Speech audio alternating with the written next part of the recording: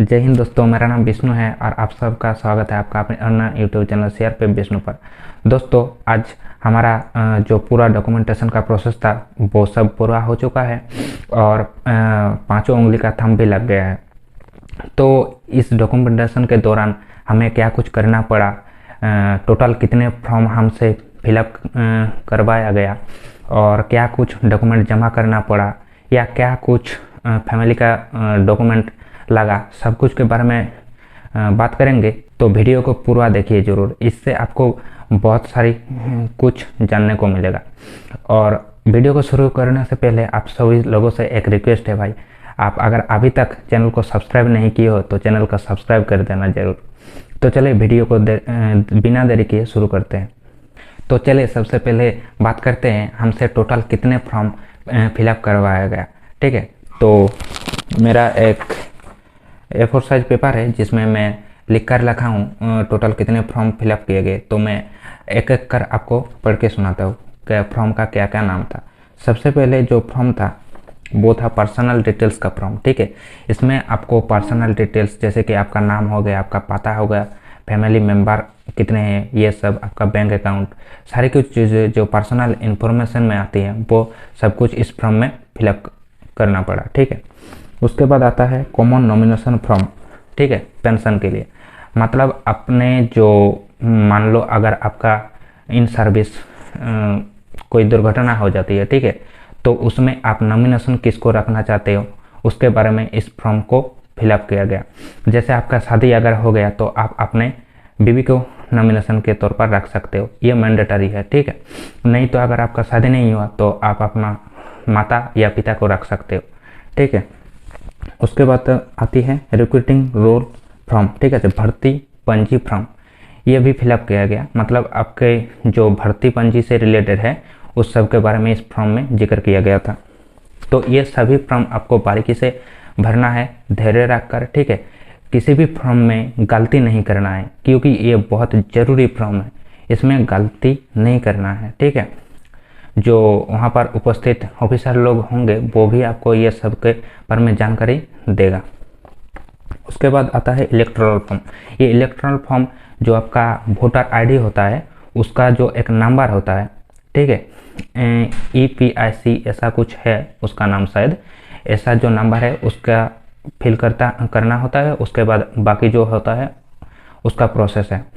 ठीक है, उसके बाद आता है नॉमिनेशन फॉर्म, ये है मेन।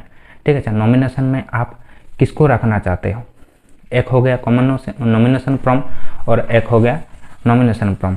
ठीक है, तो नॉमिनेशन फॉर्म में अगर मैंने जैसे पहले बोला, अगर आपका बीवी है तो आप बीवी को रखना है और अगर बीवी नहीं है तो आप अपना माता या पिता किसी को भी रखना है। ठीक है, तो आप माता को ही प्रेफर करना। ठीक है, ऑफिसर लोग भी वही बोलते हैं कि आप माता को फर्स्ट चॉइस पर रखो, पिता को भी रख सकते हो, ऐसा कोई दिक्कत नहीं है। उसके बाद आता है NPS सब्सक्राइबर रजिस्ट्रेशन फॉर्म। ठीक है, NPS मतलब ये जो पेंशन से जुड़ी फॉर्म है। ठीक है, बाद आता है वेरिफिकेशन रोल फॉर्म, सत्यापन चिट्ठा, ये भी आपको फिल करना है। उसके बाद आता है कैरेक्टर एंड सर्विस बुक, जो आपको वहाँ पर बुलाया जाएगा, जो ऑफिसर लोग बैठे होंगे वहाँ पर बैठाकर आपको ये कैरेक्टर एंड सर्विस बुक उनके द्वारा ही फिलअप करवाया जाएगा। ठीक है, इसमें क्या होगा, जो आप पूरे दौरान सर्विस के शुरू से लेकर अंत तक जितने दिन तक या जितने सालों तक आप सर्विस करेंगे, आपका उसके दौरान बिहेवियर कैसा रहा, डिसिप्लिन कैसा रहा, सब इस बुक में रिकॉर्ड होता रहेगा। ठीक है, उसके बाद क्या हुआ, उसके बाद हमारा 5 फिंगर लगा। ठीक है, मतलब हम इंडियन गवर्नमेंट के सर्वेंट हो गए।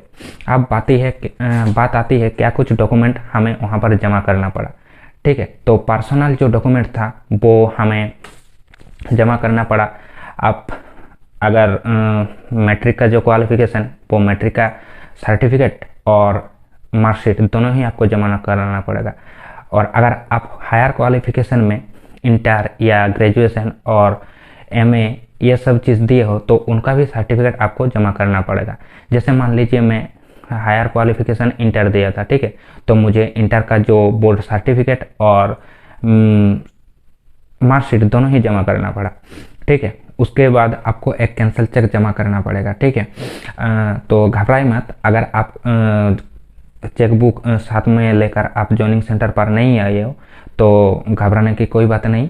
उसका सलूशन क्या होगा मैं वीडियो के लास्ट में बताऊंगा, ठीक है। उसके बाद आपको जो डोमिसाइल सर्टिफिकेट है ओरिजिनल वो सब जमा करना पड़ेगा।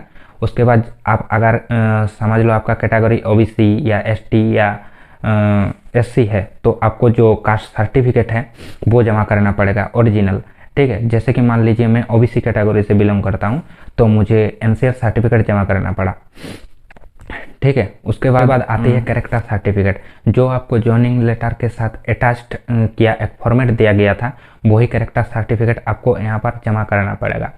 उसके बाद आती है आपका पासबुक का जो जेरोक्स होता है वो आपको जमा करना पड़ेगा। उसके बाद आधार और पैन कार्ड का जेरोक्स आपको जमा करना पड़ेगा, ठीक है। ये आपको आधार और पैन कार्ड आपको ओरिजिनल डॉक्यूमेंट नहीं जमा करना होगा, ठीक है। एक जेरोक्स ही काफ़ी है, ठीक है। वही लोग मांग रहे हैं सिर्फ या अनमेरिड जो भी सर्टिफिकेट है वो आपको जमा करना पड़ेगा। अगर आप मैरिड हो तो आपका मैरिड सर्टिफिकेट जमा करना पड़ेगा, और अगर आप अनमेरिड हो तो आपको अनमेरिड वाला सर्टिफिकेट जमा करना पड़ेगा। और उसके बाद आता है बार्थ सर्टिफिकेट, जो कि उतना ज़रूरी नहीं है, अगर नहीं होगा तो भी चल जाएगा, ठीक है। तो ये सब था ओरिजिनल डॉक्यूमेंट जो आपको जमा करना होगा, ठीक है। अब बात आती है जो लोग ये सब चीज़ें नहीं वहाँ पर लेकर गए तो उनका क्या करें, उनका सलूशन क्या है। तो घबराइए मत, आपको वहाँ पर समय दिया जाएगा, ठीक है। समय आपको इतना दिया जाएगा, मान लीजिए आप जब तक ट्रेनिंग सेंटर पर नहीं जाते हो उतना दिन तक आपको समय दिया जाएगा। आप किसी भी डॉक्यूमेंट को अपने घर से मंगा सकते हो। जैसे आप समझ लो आपका चेकबुक आया नहीं या आप लेकर नहीं आए हो तो आप चेकबुक घर से मंगा सकते हो। और जैसे मैं एक गलती किया था, मैं जो मेरा मैरिड या अनमेरिड सर्टिफिकेट, जैसे कि मैं अभी भी आई हूँ तो अनमेरिड सर्टिफिकेट मुझे बनवाना था, वो मैं बनवा कर नहीं लाया था, तो उस केस में चल जाता है, ठीक है। मुझे अनमेरिड सर्टिफिकेट नहीं मांगा गया था, तो ये सब जो सर्टिफिकेट है थोड़ा बहुत चल जाता है। लेकिन अगर समझ लो आप एनसीएल या डोमिसाइल सर्टिफिकेट नहीं लेकर आए तो वो आपको तो मंगाना पड़ेगा भाई, ठीक है। तो और हाँ, उसके साथ आपको 10 फोटो आपका पासपोर्ट साइज फ़ोटो चाहिए, ठीक है। और पेरेंट्स के डॉक्यूमेंट में आपको उनका आधार कार्ड का एक फ़ोटोकॉपी और मम्मी का और पापा का एक आधार कार्ड का फ़ोटोकॉपी चाहिए। और हाँ, उन दोनों का ही एक एक पासपोर्ट साइज फ़ोटो चाहिए, ठीक है। जो नॉमिनेशन के लिए जो आप भरोगे, अगर आप अपना नॉमिनेशन में बीबी को रखोगे तो बीबी का फ़ोटो पासपोर्ट साइज फ़ोटो लगेगा, ठीक है। और जो डॉक्यूमेंट का फ़ोटोकॉपी है वो भी बीबी का ही लगेगा। तो दोस्तों ये थी हमारी वीडियो। तो अगर आपने अभी तक चैनल को सब्सक्राइब नहीं किया है तो प्लीज़ यार सब्सक्राइब कर देना। तो चले मिलते हैं नेक्स्ट वीडियो पर, तब तक के लिए जय हिंद, वंदे मातरम।